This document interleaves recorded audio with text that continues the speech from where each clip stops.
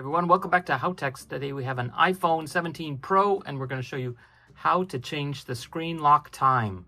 So this is iOS 26, the new one, and it might be a little bit different, so let's walk through it even if you've done it before on an old phone if you're having trouble figuring it out.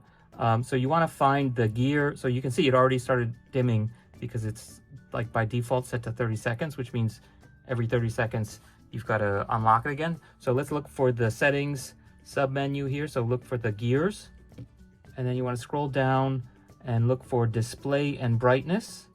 So it's kind of hidden in there. And then you want to go to auto lock. So see, the default is 30 seconds.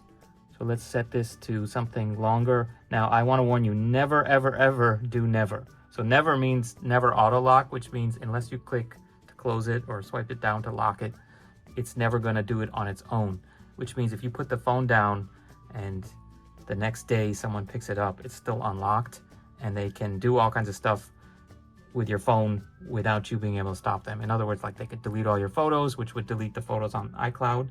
They could send email in your name. They could make phone calls. They could, shut off your credit card. Who knows what?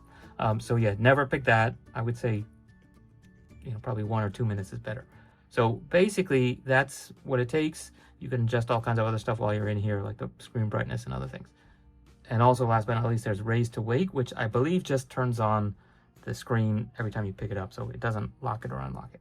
And of course, this is much less of an issue if you're using the face recognition, because then, unlocking it literally is just picking it up and showing your face. So that's a little bit less tedious. But if you're doing the number codes, you probably want to adjust the auto lock to be slightly longer.